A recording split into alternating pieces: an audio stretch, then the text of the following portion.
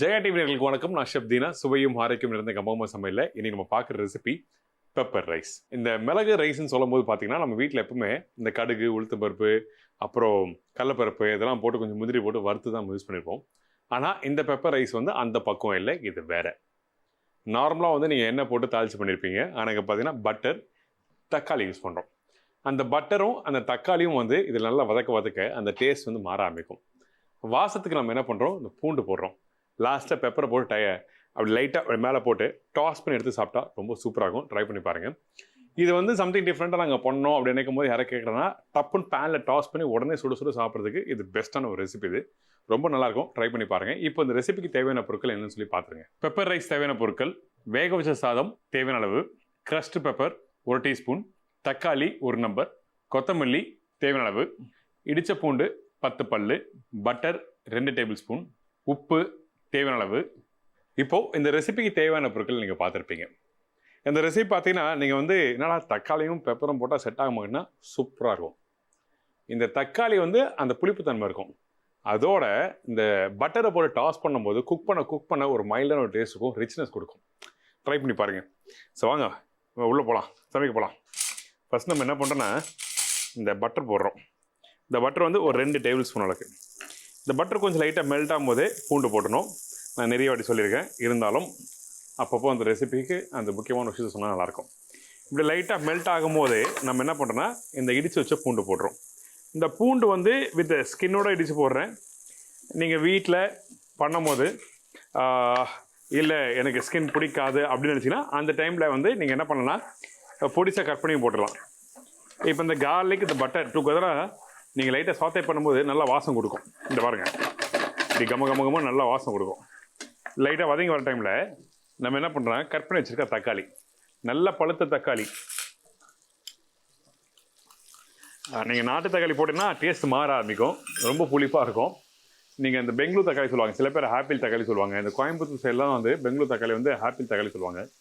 So அந்த மாதிரி நீங்கள் அந்த புளிப்புத்தன்மை கம்மியாக இருக்கிற தக்காளியை வந்து நீங்கள் யூஸ் பண்ணால் இந்த டிஷ்ஷுக்கு இன்னும் பெஸ்ட்டாக இருக்கும். இப்போது இந்த தக்காளியும் இந்த பட்டரும் இந்த வெண்ணையும் டுகெதராக இப்படி நல்லா குக் பண்ணுறோம். குக் பண்ணும்போது நீங்கள் கவனமாக என்ன தவிர அந்த தக்காளி கொஞ்சம் லைட்டாக வதங்கி வரும். அந்த டைமில் தான் இந்த ரைஸு மிளகுத்தூளை போட்டு டாஸ் பண்ணி சாப்பிடணும். இந்த தக்காளி வதங்காமல் அப்படியே சாப்பிட்டீங்கன்னா நல்லா இருக்காது.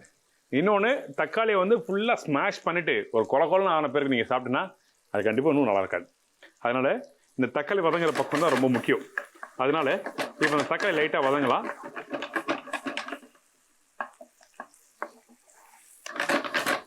இங்கே பாருங்கள், அந்த தக்காளியை சும்மா அடுப்பை ஃப்ளேம் கம் பண்ணிட்டு எடுத்து காமிக்கிறேன் பாருங்கள். இந்த தோல் லைட்டாக அப்படி சுருங்கி வரும். இப்படி இருந்தால் தான் அந்த தக்காளியோட பெப்பரும் சேர்த்து சாப்பிட நல்லாயிருக்கும். அதனால தான் இந்த பக்குவமாக சொல்கிறேன், நீங்கள் வீட்டில் பண்ணும்போது ரொம்ப கவனம். இந்த இடத்துல நிதானமாக பண்ணுங்கள், சரிங்களா? ரெசிபினா டக்குன்னு முடிச்சிடலாம், கண்ணை மூடி தந்தீங்கன்னா ரெசிபி ரெடி. ஆனால் இந்த மாதிரி ஒரு முக்கியமான பொருளை வந்து எப்படி மிக்ஸ் பண்ணுறோம் அதான் ரொம்ப இம்பார்ட்டன்ட். ஸோ இந்த இடத்துல இந்த உப்பு இதில் போட்டுடலாம். இந்தபடி லைட்டாக பட்டரில் இந்த தக்காளி நல்லா வதங்கி வருதுல்ல, அப்போ இந்த கொத்தமல்லி போட்டிங்கன்னா நல்லா வாசம் கொடுக்கும்.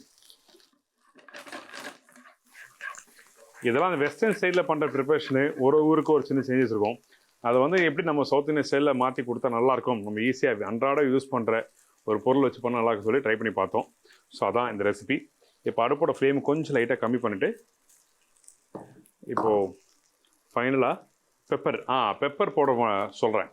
இந்த பெப்பர் போடும்போது தூள் பெப்பர் போடாது, ரொம்ப ஃபைன் பொடி போடாது. கொஞ்சம் லைட்டாக குறன்னு இருக்கிற மிளகு இருக்குல்ல, அதுதான் போடணும். அதை போட்டுட்டு நீங்கள் லைட்டாக பேனில் டாஸ் பண்ணி சாப்பிட்டீங்கன்னா ரொம்ப நல்லாயிருக்கும். காரத்துக்கு பெப்பரு, தக்காளி புளிப்புத்தன்மை, பட்டரோட டேஸ்ட்டு, அந்த பூண்டோட வாசம் ரொம்ப நல்லாயிருக்கும்.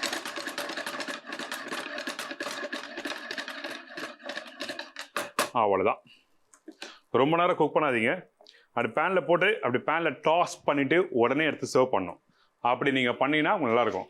இல்லை நான் வீட்டில் கடாயில் போட்டு நல்லா வறுத்து சாப்பிட்டுச்சிங்க, அந்த பட்டரும் அந்த தக்காளியும் வந்து கடாயில் ஒட்ட நல்லா இருக்காது. ஸோ அதனால தான் இந்த மாதிரி ப்ரிப்பரேஷனை ஜஸ்ட் பேன் டாஸ் பண்ணுறோம்.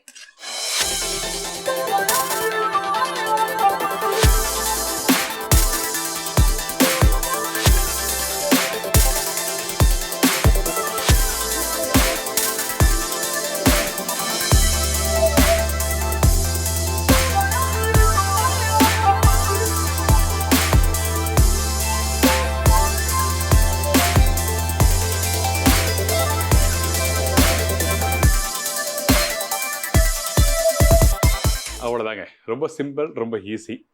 ட்ரை பண்ணி பாருங்கள், ரொம்ப நல்லாயிருக்கும். என்னடா தக்களோட மிளகு சேருமா அப்படின்னா கண்டிப்பாக சேரும், ரொம்ப நல்லாயிருக்கும். ஏன்னா அந்த புளிப்புக்கு வந்து அந்த மிளகு வந்து காரத்தன்மை இருக்கும். அதுவுமே அந்த புளிப்பை கண்ட்ரோல் பண்ணுறதுக்கு பட்டர் யூஸ் பண்ணியிருக்கோம். முக்கியமாக நீங்கள் வீட்டில் சாப்பிடும்போது ஒரு கைப்பிடி சோறு எடுக்கும்போது ஒரு சின்ன பீஸ் தக்காளி அந்த பூண்டோட மென்று சாப்பிட்டீங்கன்னா ரொம்ப சூப்பராகும். ட்ரை பண்ணி பார்த்துட்டு ஃபீட்பேக் கொடுங்க. இன்றைக்கி நம்மளோட கமகமா சமையலில் ஒரு சூப்பர் ரெசிபி டக்குன்னு 2 நிமிஷத்தில் பண்ணுறோம்னு சொல்லி கொடுத்துருக்கேன். இதே மாதிரி நான் இன்னொரு நாள் ஒரு புது ரெசிபி செஞ்சுக்கிறேன். நன்றி, வணக்கம். சி பாய், டேக் கேர்.